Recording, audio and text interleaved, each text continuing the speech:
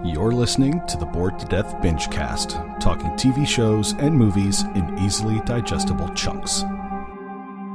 Hello again, ladies and gentlemen, and other assorted gender assignations. Welcome back to the Bored to Death Bingecast. I am Jay, being joined by Sam, and this is another one of those first look things that we've been doing a lot lately. Most recently, you would have seen us do Wonder Woman 84. Before that, Bill and Ted 3. This time, we're doing BBC America's The Watch. I do not have high prospects for this show.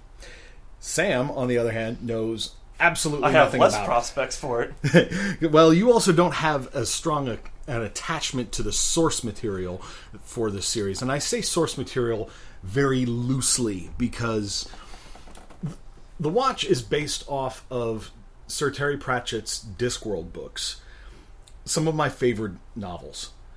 I've been reading those novels for years. I still read them to this day. And there's a sub-series within the Discworld books which focus on the city watch for this city called Ankh-Morpork, which is the largest city on the Discworld. The Discworld, like its name implies, is flat.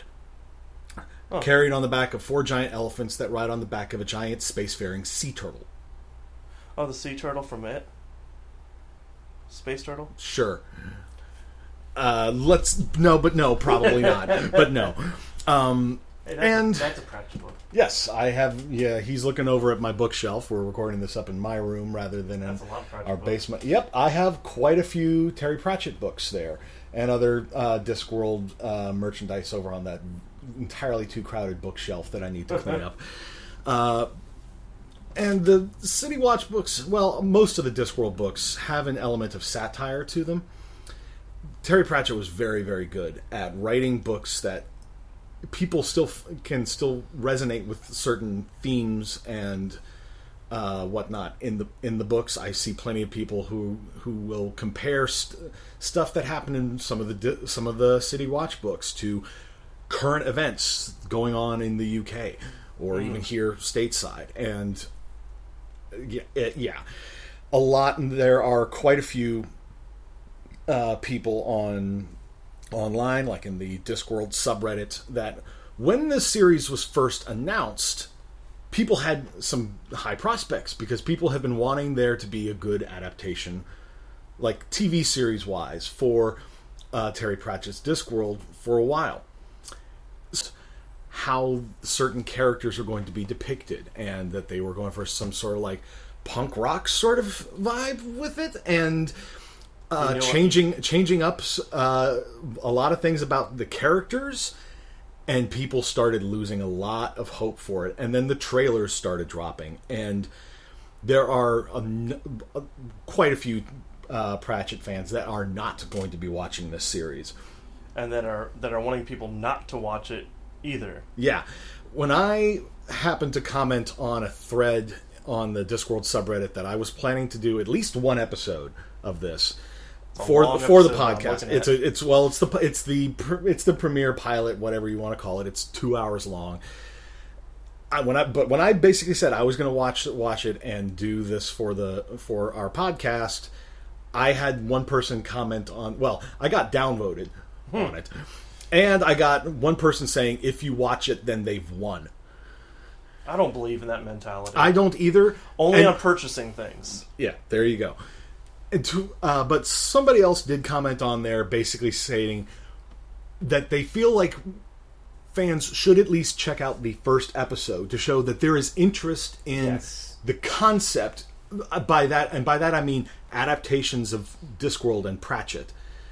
And then don't watch it any further from that, to basically send the message of, we're interested, but not like this. See, looking at the little poster, this is the only part I've ever seen of any of this. I haven't seen any of the trailers. He hasn't read any of the books. Nothing about it other than what you've just mentioned. It looks like, the picture looks like an amalgam, like they were going for a New Mutants, especially with the font and the colors. And the tagline misfit together sort of thing. I get a Suicide Squad movie vibes, and I'm getting Doom Patrol vibes. In a sense, from the poster that I'm looking at, which you'll also see is the image on our YouTube video, front and center, that is Lady Sybil Ramkin, who is a noblewoman in the city, very rich, but in the books at least, she has an interest in rescuing dragons. Like, swamp dragons are a species that exists on the disc, a number of different breeds.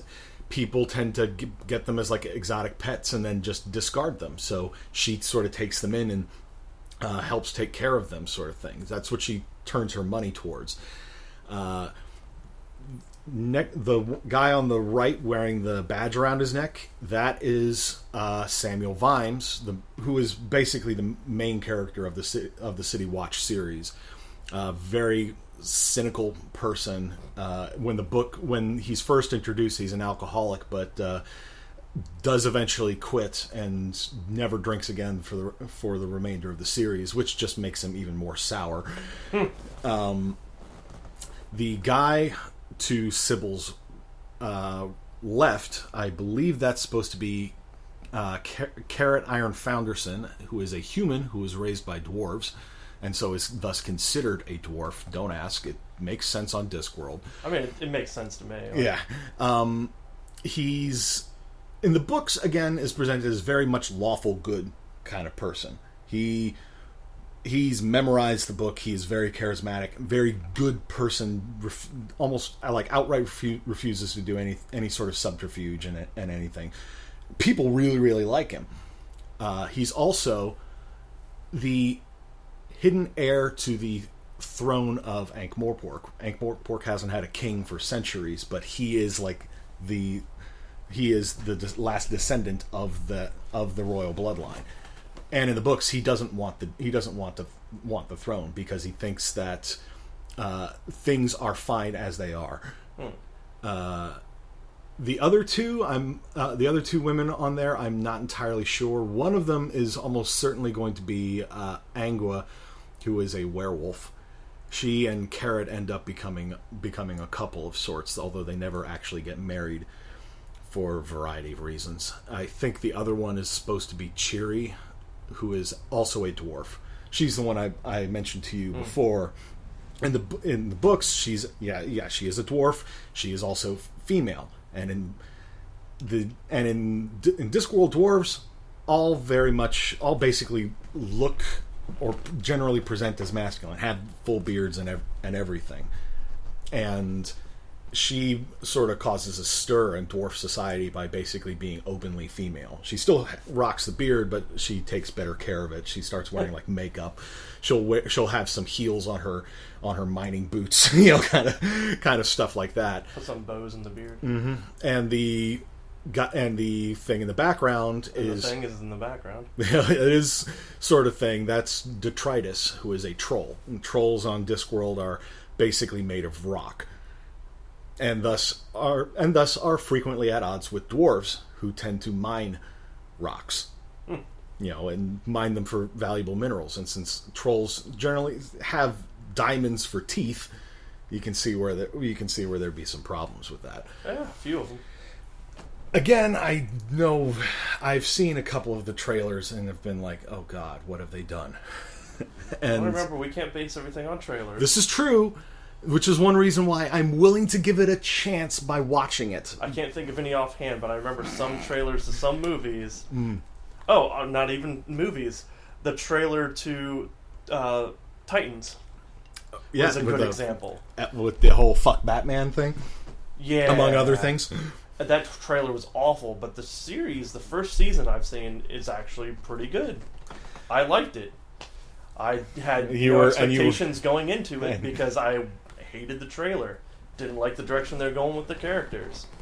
And then isn't my Beast Boy green? That's a very good point. That's one of those things that people will be like, why? So I gave it a shot, and it was actually pretty good. And I'm needing to sit down and watch the second season, but I mean, that's a good example of it. And I'm generally not opposed to series or adaptations making some changes, but the extent of the changes that I've seen in the trailers and everything that I've read suggests that it's not going to be very good. That they basically... And the fact that Terry Pratchett's own daughter, who is basically like the caretaker for the Discworld series as a whole, has more or less disavowed this series. Well, who gave the permission for it then? I think it was done before Sir Terry passed. This has been in development for a while. It's one of those situations. Yes. We've had the rights to this for 18 years. Yep. And yeah, Rihanna Pratchett has basically said this is Discworld in name only. Which I wonder if that'll be retracted if this actually is good or well received. I have a feeling that it's whether or not it's good, she would have seen the finished product. True, I guess. Because she has the right to see the finished product. If it's well received, if that's the case, wouldn't she want to just revoke the rights? I imagine at this point it's hard to take it back when they've put this much effort into it. Because you can be like, no, this is going to hurt our brand way too much. I mean, something like that similar happened with the Halo script. Got handed around, people read it, they had several directors, several people start working on it, and then Microsoft was like, no. You guys are taking way too long with this. Or it was not turning out the way they wanted. I mean, that's how we got... well, Microsoft owns Full Sail the whole rights what's to everything. It called? That movie with the bugs from another planet? The Starship Troopers? No. It was more recent than that. In the past 10 years, I believe. Can you give me a little bit more? It started off first person, like almost like a documentary, but then the guy got bit or used something. District 9? Yes. District 9 wasn't. I didn't think was based off of. It wasn't based off of. It was originally the rough draft for it, as far as I can remember, because I remember reading this somewhere. I don't remember where, so I can't cite it. That it was originally pinned up. That's the director for that movie, or the writer, or both, something to that effect, had something to do with the Halo movie, and then Microsoft's like, no. So whatever they had, props and stuff they had ready to go, and they adapted it for District 9. That would explain somewhat why I did get very Elite vibes off of the. I got more Locust vibes. Locust because their armor. The armor they had, the way they were, like locusts, roaches. I mean, they're insects and they're in armor. Well, they have a very bug-like appearance, but I think in the movie they called them prawns. Prawns. They were like the shrimpies. Yeah, but yeah, District 9. I liked what he was doing with that. Elysium was a little bit less so, and then Chappie I have so many problems with. in the case of those things, I like District 9 for the most part. I liked the concept that he was going with. I generally liked how he handled it. Elysium felt way more like he was trying to actionize stuff, and then Chappie, I was like, I have way too many problems with Chappie. I had too much of a disconnect between the beginning and then it getting into the movie. It felt like it was a mini movie leading into the movie itself. Okay. Sort of makes sense. Like it started out with the whole documentary hand cam style. And then, are we in the office? And then all of a sudden, oh no, now we're following him proper. Yeah. I'm like, okay. Among some other things in here, I know that they bring a character who was in one of the City Watch novels. The character's name is Carcer Dunn.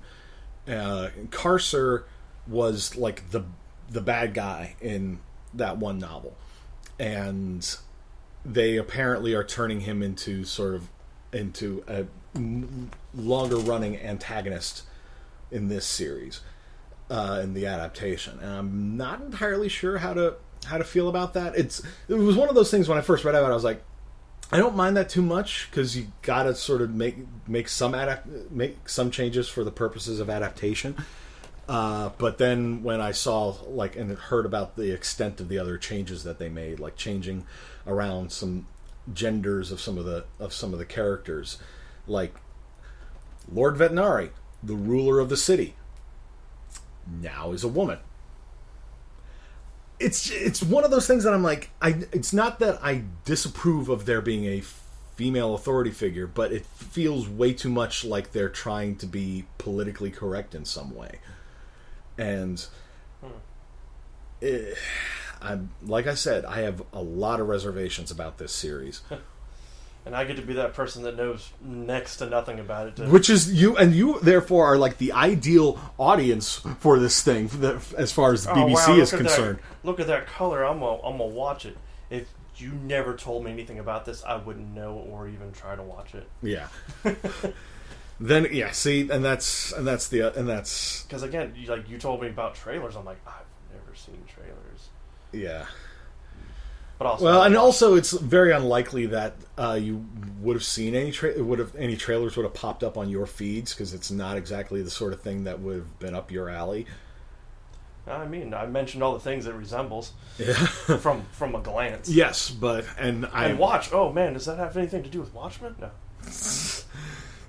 That's a whole other ball of wax. Yeah. But yeah, I think that sort of summarizes this intro. We've, as we record this, we still have about 15 minutes, or maybe closer to 20, before go time. But I think, this about concludes our little intro. So right. We'll go ahead and pause this here, and we'll be back once we have watched the first episode. Gird your loins. While the binge is happening, thanks for listening to our podcast. Please give us a like and subscribe and spread the word.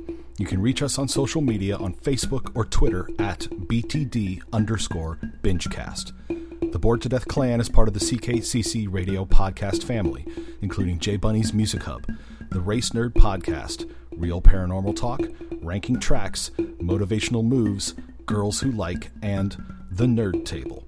Please consider supporting CKCC Radio on Patreon. And now, the binge is done, so let's get to the discussion. And we're back. So, not entirely happy with some of the changes that they've made, but I try to be open-minded about these things. Generally, don't really, some of the changes and the way they've depicted Ankh-Morpork here, I think it probably works a lot better for them in a practical sense, rather than trying to make a more medieval style of set. Instead, go for this sort of weird-ass techno-magic, steampunkish kind of vibe to it.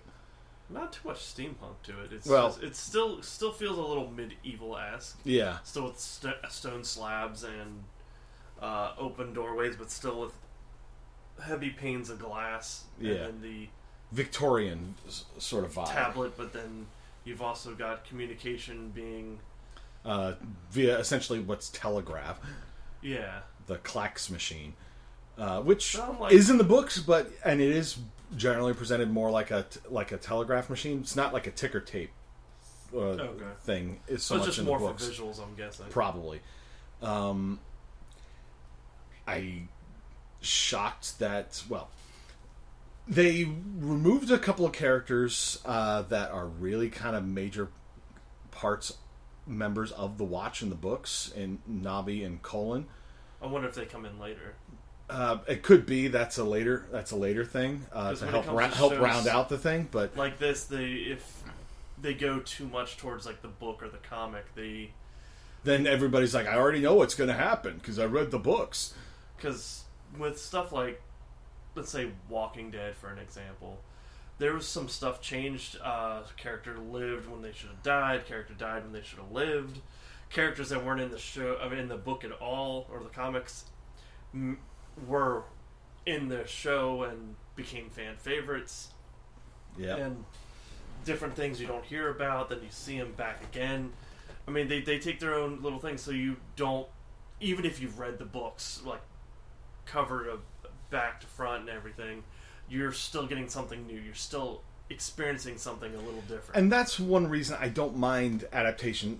When they change some things in adaptations that way, it keeps keeps you from just sort of knowing what's going to happen because they've changed things.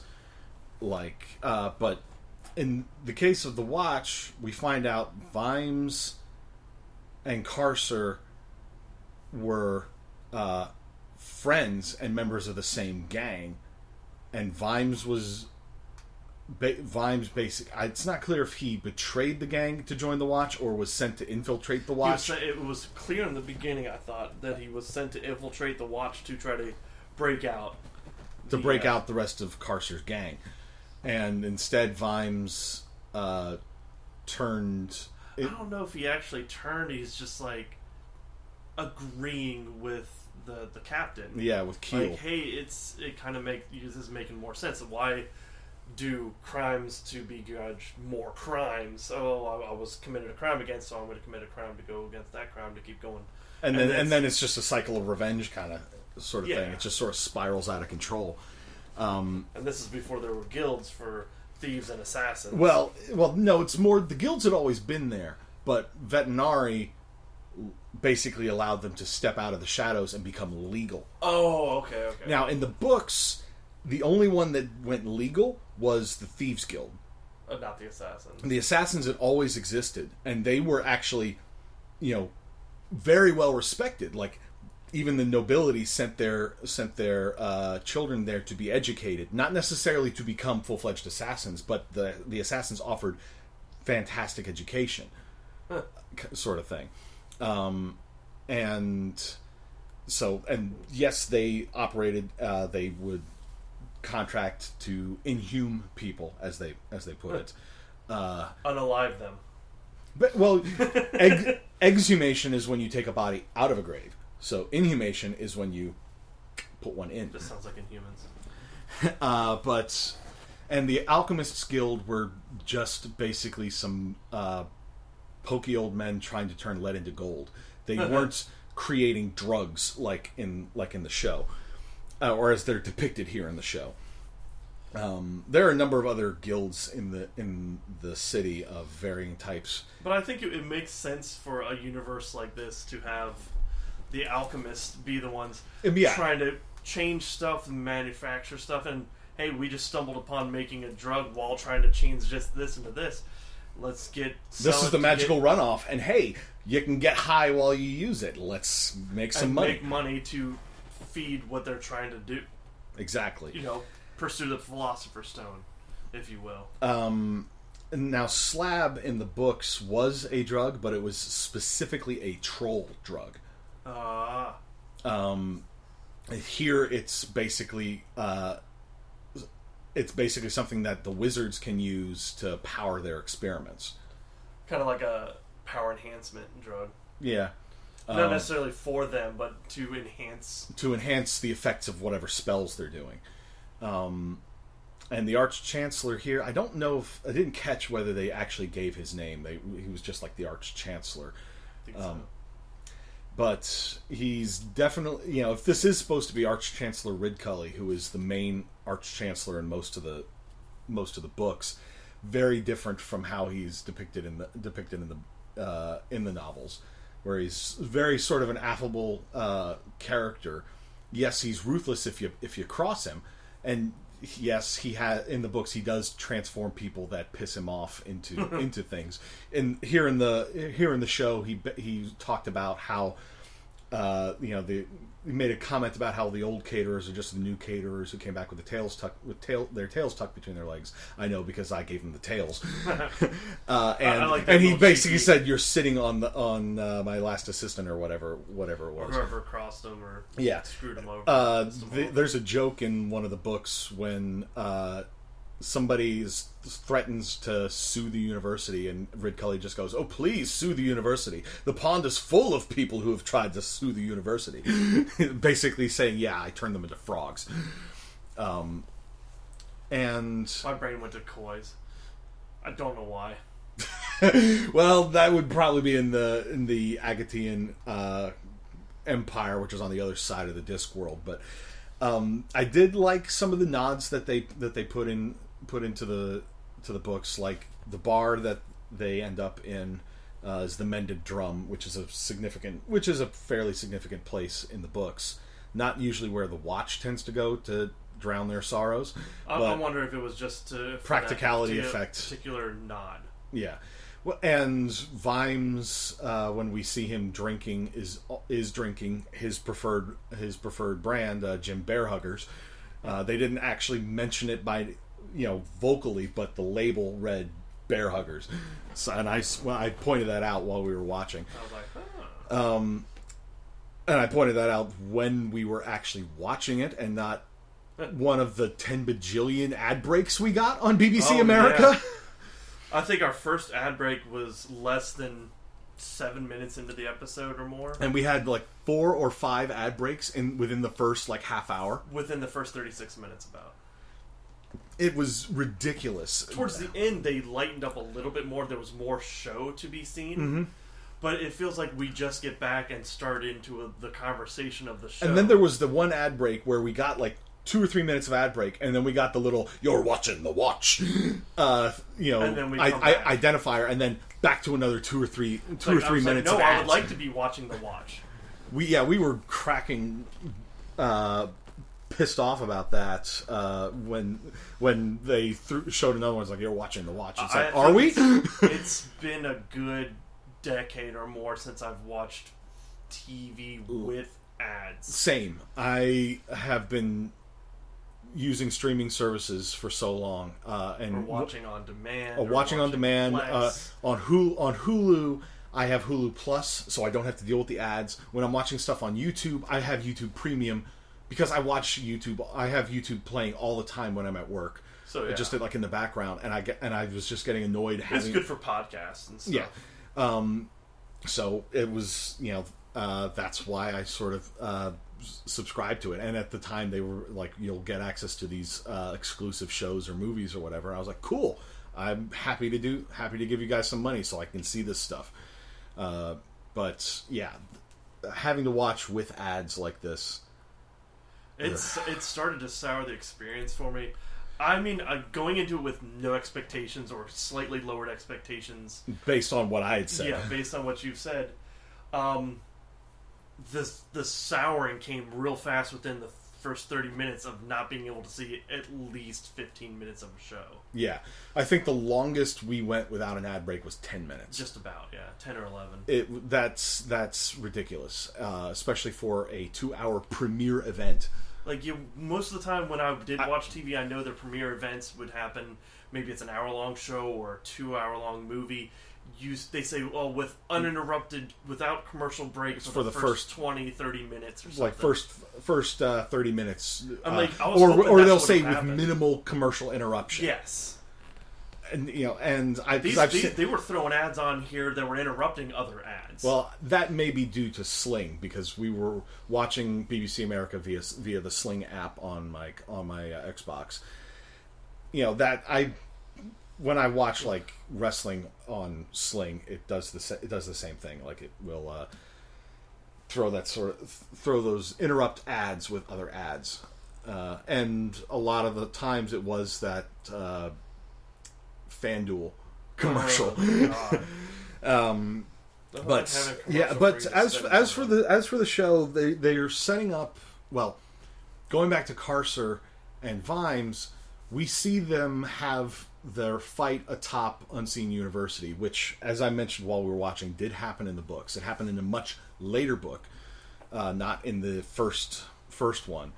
And was Vimes like part of pivotal point of the first story arc? Vimes has been a major character since the beginning of the City Watch books.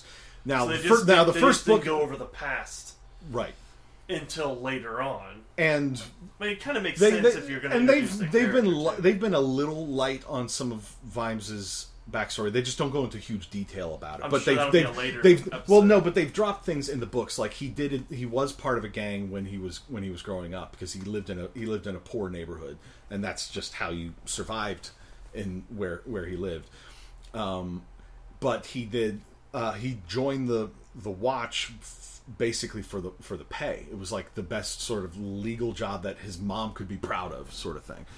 And but the fight between Carcer and Vimes in the books took place when they were both when Vimes was older, not younger like this, and it was in the midst of another sort of magical event. It had nothing to do with the wizards, but it sort of concentrated around the university at that moment, and they both fell through the roof of the university library rather than Carcer falling over the side like we saw. And they both ended up getting transported back to when Vimes was a fresh recruit. And in the books, Vimes ends up replacing the man who trained him in the Watch, basically the captain that we saw. Okay.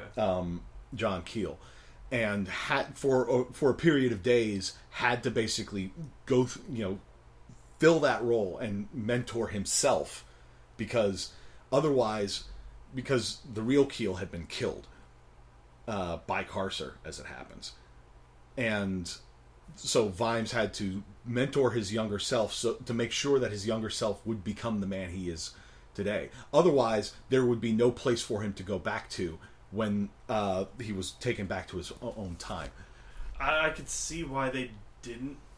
Yeah, that seems pretty muddy territory. It is muddy territory. Especially when you do time travel. Time travel is always going to muddy things up. Yeah, like I said, I can understand why they did that. But when they showed Carcer falling off the roof into that magical thunderstorm, I was like, okay, so did he fall through? I figured he fell through time and that he got transported to the present day. At the very end of the second episode, because this was technically the first two episodes, not an extended. It seems like it's just the first episode. Yeah, I think it's like it would be considered a two-parter. It was a episode 2. Yeah.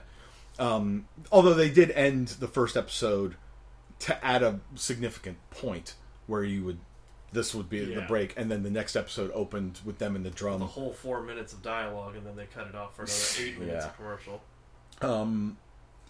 But Detritus joins the Watch in like the second Watch book, and as I mentioned while we were watching, was a significant character throughout the Watch books. Ends up goes from a lance constable, starting rank, becomes a sergeant, which becomes his role going forward. He's like the drill sergeant type for training the new recruits, and among other things, he gets married to a troll woman, and they later adopt a troll kid.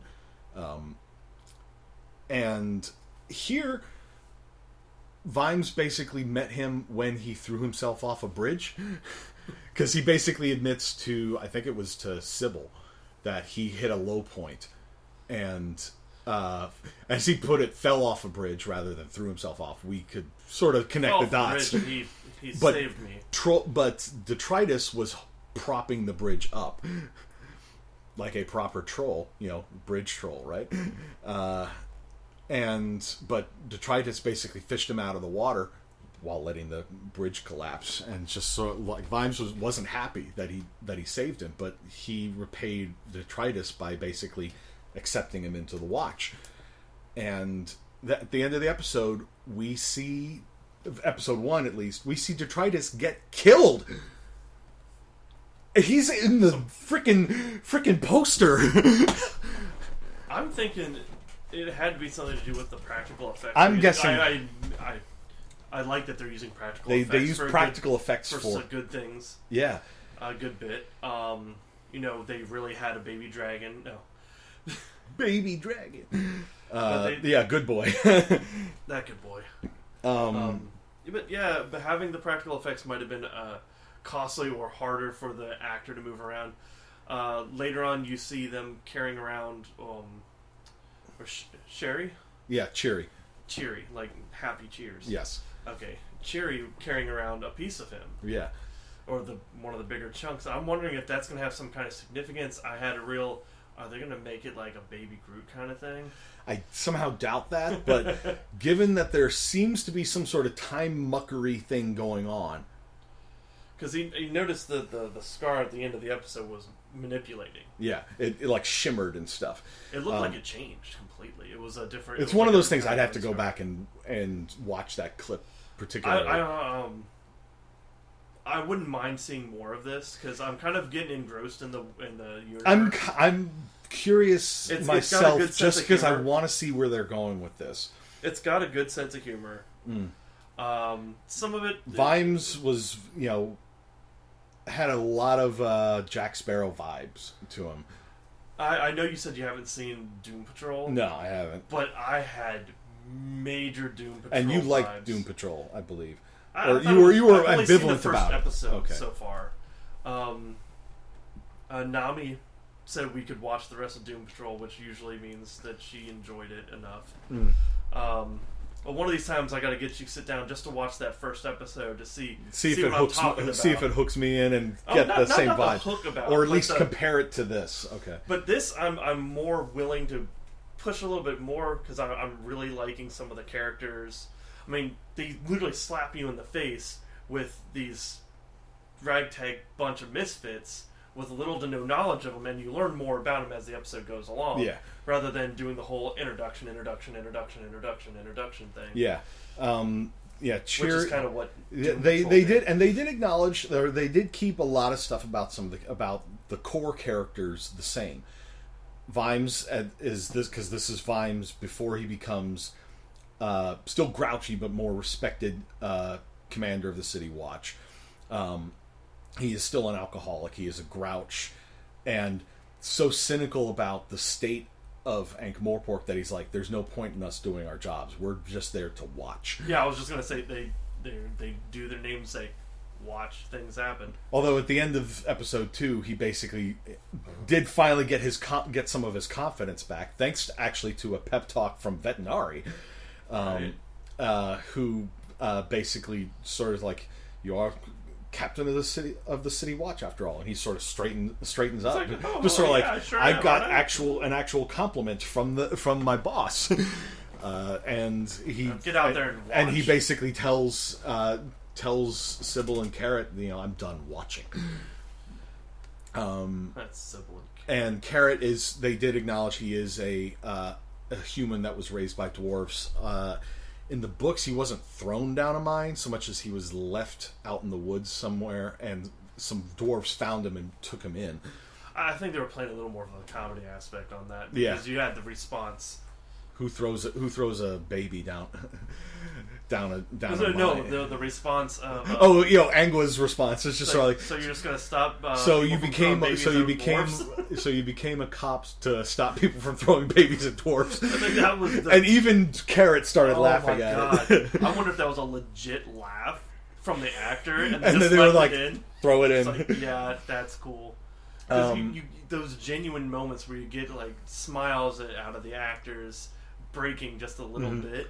And it's good. I like that. And I think Cheery, they did say, was also a dwarf. Yes. Briefly. And, yes, very brief, but they basically made a comment about how dwarfs come in all sizes, kind of thing. Yeah. Or at least where Cheery came from. Cheery was big, tall. Tall dwarf. Almost as tall as Carrot. Yeah, that's what I was like. And Carrot, they definitely played up a lot of the sort of gender fluid aspect of Cheery. It's like looking at her rather, very masculine about the face and general build, but wears a dress, has like the fingernail polish and some of the makeup and the earrings. Otherwise, like that, comes across, dresses more female, I should say.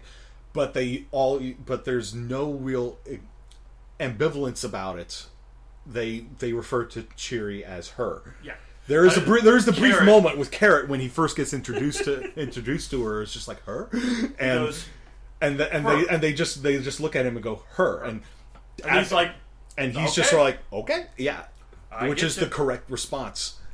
Just go with it. Exactly, and. Sybil is the biggest change. It has one of the biggest changes, I would say. Really? Vetinari being female is a pretty big departure, but They use masculine the masculine term of address, sir, and Lord. They call her Lord Vetinari. The poster having the face of Vetinari as he's depicted in the books was an interesting choice. Remember the Lord Vetinari, one man, one vote thing? Yes. Which is how Vetinari approaches democracy. He does believe in one man, one vote. He is the man, and he has the vote. Oh. As in, I'm the only one in charge. Therefore, my vote is the only one that counts. Because he's a tyrant, a pretty benign one, but still a tyrant. It was one of those things that when I first read about it, I was like, I don't know how I feel about that, but But the way they carried it. The way they carried it worked fine.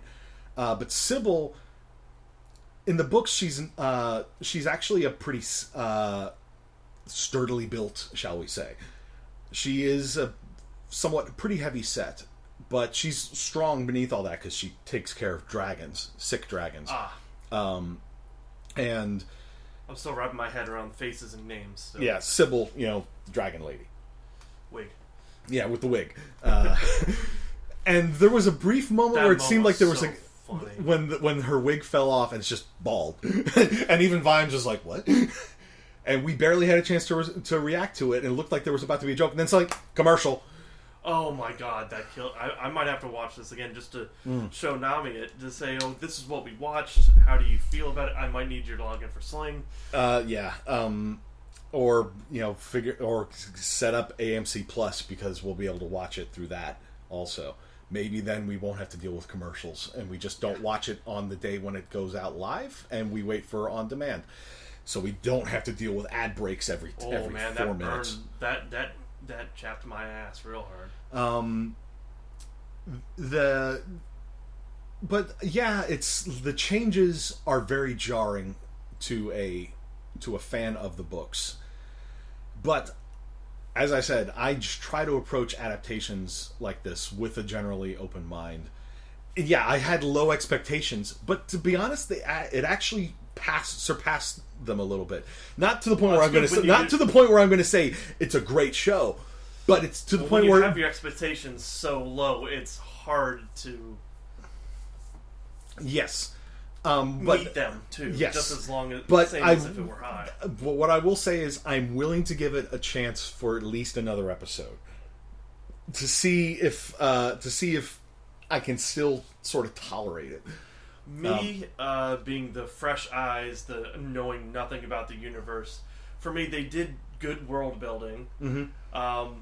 Basically making Carrot the one we're supposed to be projecting onto. Like, oh, we're the new ones to the area. We don't know what's going on. Who's what? Who's that? Mm-hmm. Her, him? Oh, her. Okay, got you. And then go around. Being the naive newcomer sort of thing. Yeah, so it felt good there. Some of the little bit of story bits felt a little rushed. Being with Carcer and all the slab stuff going on. The slab stuff and the what do you say, a troll? The big rock guy was a troll. Detritus was a troll. And then his backstory was nice that they talked about it. I would have liked a little bit of a flashback, since they did do some other flashbacks of just seeing like the silhouette holding up the bridge and him, or even in a cartoon-esque drawing. Yeah. Of such. Show don't tell. I'd prefer a little bit more show if you were going to tell over the show. Yeah, the most we got in the flashbacks to when Vimes met Detritus was like point of view shot of Detritus looking down at Vimes, who's sort of yelling up at him. Oh yeah, they did do that a little bit. And they touched little key notes, which I'm guessing they're going to flush out a lot more of it as the show progresses. Yeah, they seem to be combining elements from a number of the Watch books, like the summoning a noble dragon thing. Was that third book? That was the first book. First book was the very first book, and Carcer didn't show up until several books later, and it was one, and he was only in that one book. Now, for those two that you said are part of the Watch that are missing, Nabi and Colin, yeah. Are any of their traits or personalities kind of spread into the other characters, do you feel? Or do you think they just kind of plucked them out. The biggest thing I would say is Vimes has some elements of Nobby about him. Nobby is always described as having like a cigarette tucked behind his ear. And you saw with Vimes, he had that cigar sort of like, stuck back there all the time. And then he'd stick it in his mouth, switch it back and forth, and chomp on it. But Nobby and Colin are basically... Nobby is... Well, they're both mildly corrupt. They will accept bribes, but in later books it's treated as sort of the cost of doing business, and they go about their business. They get told things because everybody knows Nobby and Colin, kind of thing. They're generally seen as harmless.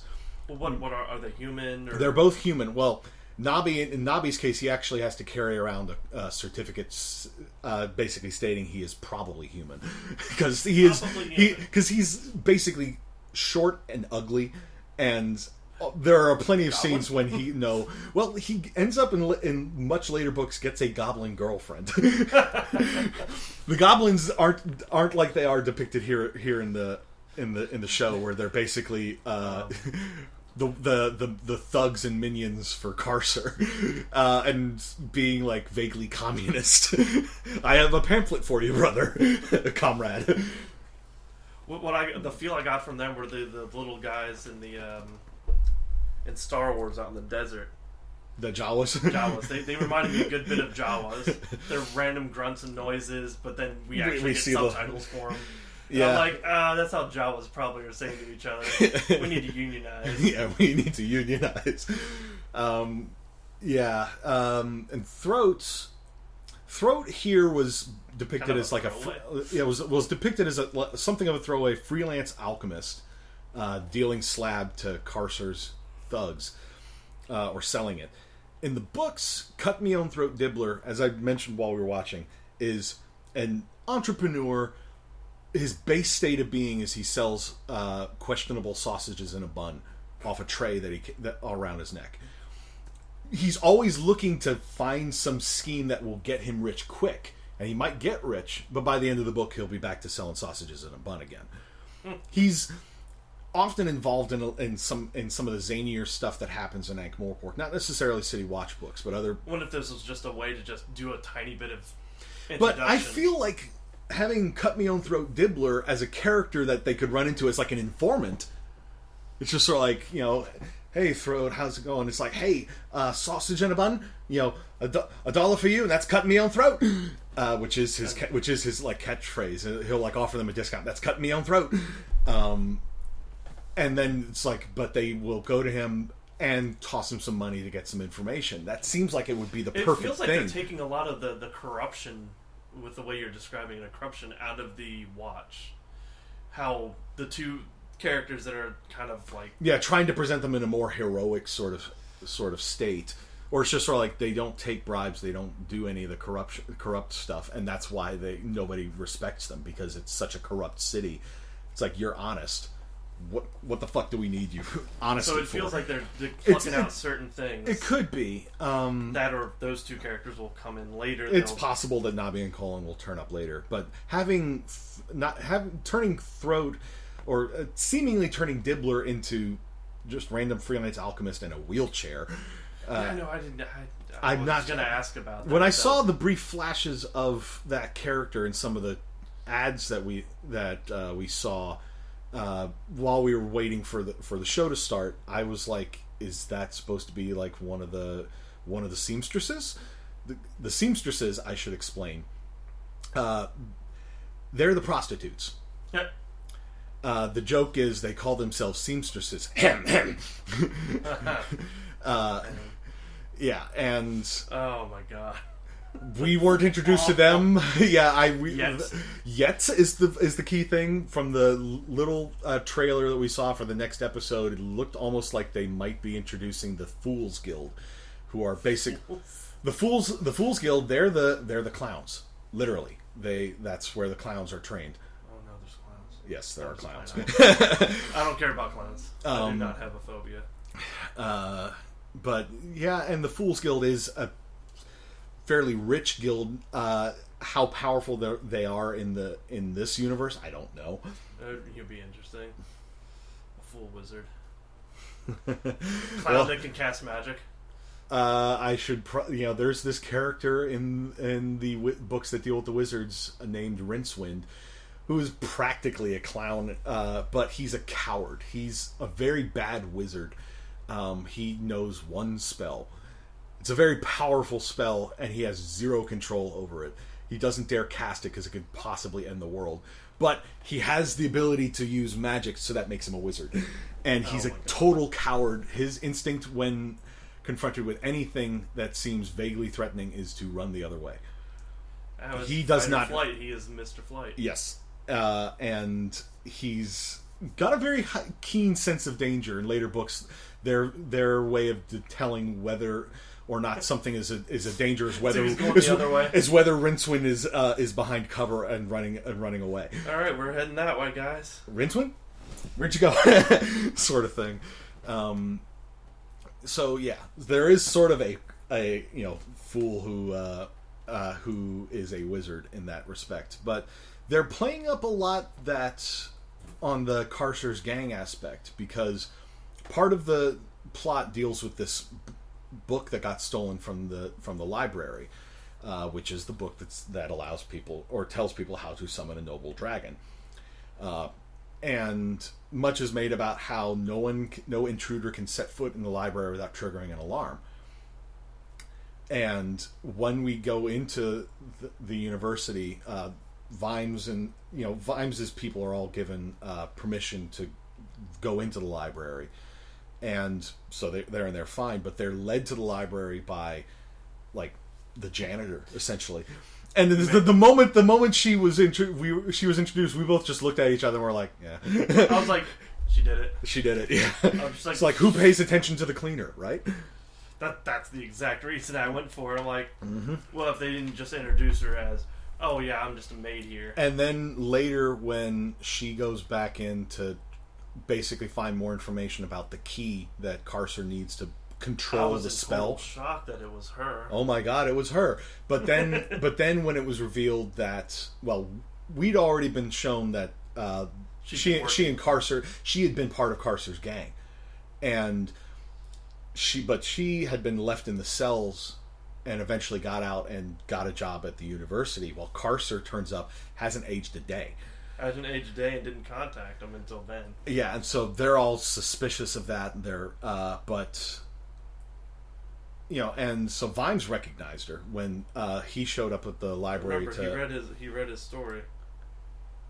Yeah, well, and that was the thing towards the end when she goes. She is like getting ready to leave the city. She got her cut. She got her cut, and she's getting ready to leave. And Carcer's basically explaining, trying to tell her it doesn't matter where you go, your story's already been written. So is mine. And I just looked over at you. I was just like, is this them sort of acknowledging this is all sort of just in a book? But Carcer apparently got rescued by somebody. He called them the silent partners.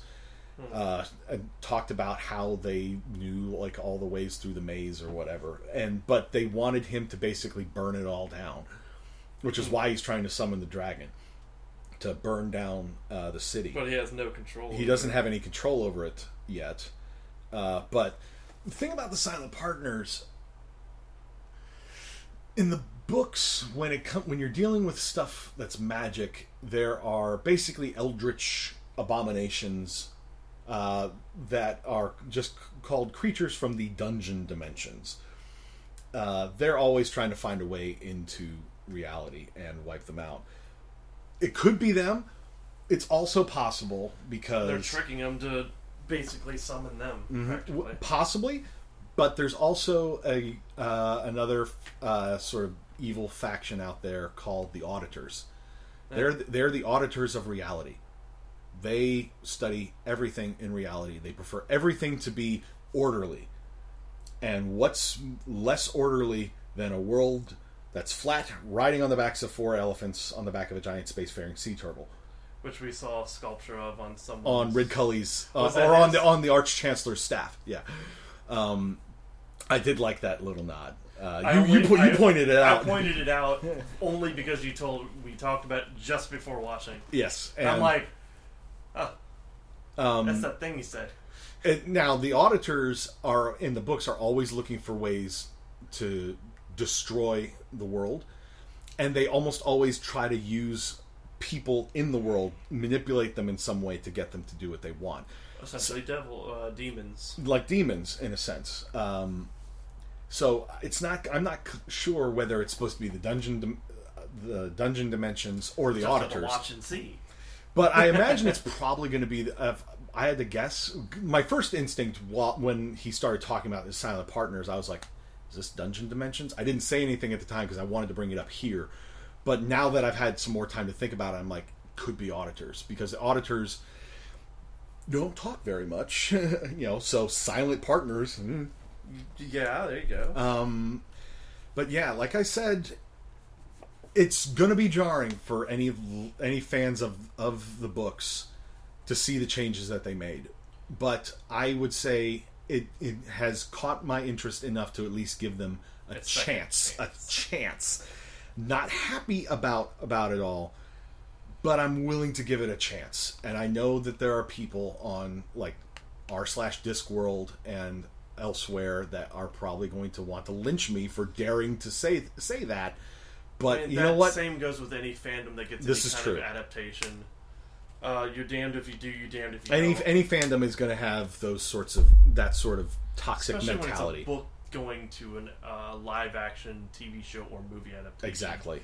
Unless it's from the way back 90s where you've got Jurassic Park coming out. Oh, Jurassic Park was good. It was a hit. Great. You get The Shining. The author didn't really like it. But if you're talking about the Kubrick movie, the Kubrick movie, Stephen King didn't really like. I loved it. That's one of my favorite Christmas movies. I should probably see if I can track down the mini series that they did for The Shining, which was more faithful to the books. Do you remember the remake of The Shining? Refresh my memory. I don't know what it was. Either that or it was a sequel. The sequel you're talking about? No, not that. Dr. Sleep. It was when I was a kid in Blockbuster. I remember seeing The Shining, but it wasn't the Kubrick. It was not the Kubrick one. It confused the shit out of me. I'm gonna have to look it up and watch it and then bitch about it. Because as a kid, you liked the Kubrick one, and seeing a remake that wasn't like it, and then just staring at it, going, "This isn't The Shining. This is all wrong. Everything about this is wrong." And I'm like 10. I shouldn't have been watching The Shining to begin with. But my parents were strange and said, "Well, you're going to get nightmares. That's on you." Yeah, they're like, "Hey, you wanted to watch this, so and yeah." More power to them. I saw Child's Play and got scared of my buddy doll. I think I snuck to see bits and pieces of that while they were watching it. That was on me. I'm pretty sure. Yeah. When I shouldn't have been watching it at the time, I was like 12 or 13. Scream. Yeah. But then I fell into a fold where I started really, really enjoying slasher movies. Yeah. And the more I watched, the more I wanted to see. The more random crap I would go with my friend to Blockbuster, and his mom would be like, "Yeah, go ahead, grab whatever." And we're just fistfuls of frickin' movies for the weekend. Yeah. It was good times, man. I kind of miss that. Where you just see some random schlock on the shelf and just pick it up, and now you have to look at it, rent it, and then you're like, rent it digitally, and you're just like, oh, ew, why did I spend even money on that? Well, that's one of those things you go when back. You're a kid, you don't have to pay for it. When you're a kid, you don't have to pay for it, and you have no experience with better quality fare, as it were. And then you go back and watch the stuff that you enjoyed as a kid, and you're like, why did I like No, this? I still have some of the stuff I go back and watch that still hit that spot just enough. Just enough For I don't go, oh, what the hell? Yeah, but the watch. I had a good taste on movies when I was a kid. But the watch, like we said, you generally are enjoying it, apart from the ads, apart from the ad breaks. Yeah, the ad breaks soured my experience, dampened a bit of it. Yeah. So, I hated the ad breaks also. But Open Minds, it surpassed my expectations by enough for me to give it a second chance. But of course, not one where we're going to watch it with commercials. No, we are going to find, wait for it to arrive on demand and then watch it. Whether we do that on a weekly basis or we wait to try to binge it more when several episodes are available. I mean, I wouldn't mind a weekly basis. This will be my first, going at it duo cast of something live on, and then we just shoot it to the net. So we give it a cautious thumbs up. I give it a cautious thumbs up. I give it a pretty, check it out kind of thumbs up. Give it a chance.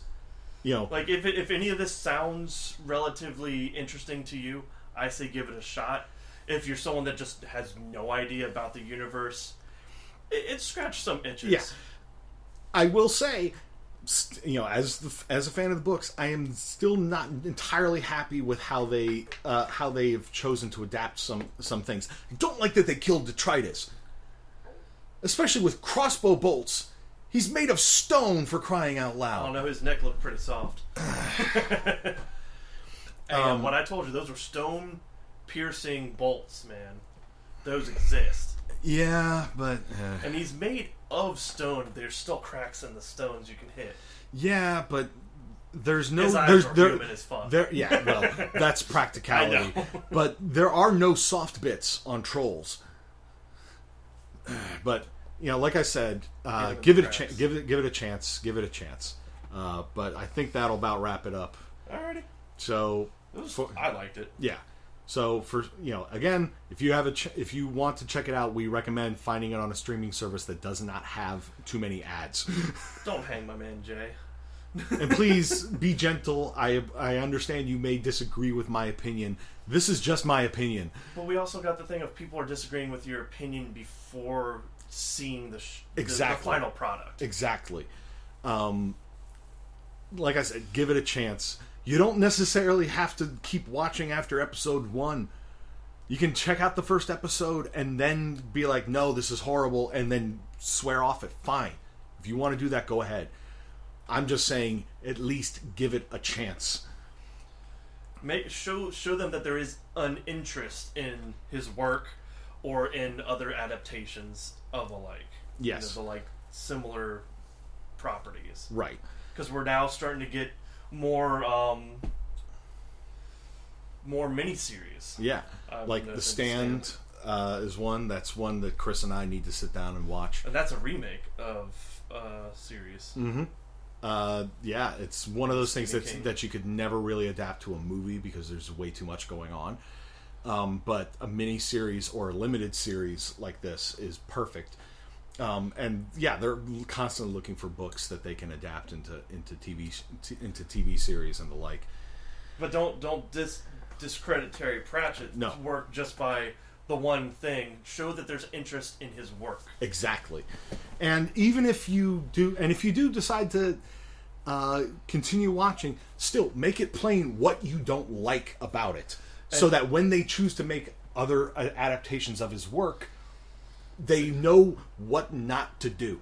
And the thing is, when they get the results of who's watched it or how many has watched it, they'll have that giant spike at the top, and then it peters out because people are just interested in what they have made out of it. Exactly. But they show the spike showing that people are interested in it. At least give the first episode or two interested in his work, not this particular adaptation of it. Exactly. At least give it a chance is basically what we're saying. Yeah. So that'll about wrap this up then. So I'll do it. What? I said that'll do it. That'll do it. So for Sam, I am Jay, and we'll see you whenever we do our next binge. Thanks for listening to the Bored to Death Bingecast. Be sure to check out our library of past podcasts via CKCC Radio or via our YouTube channel, and give us a like and subscribe. We'll see you after our next binge.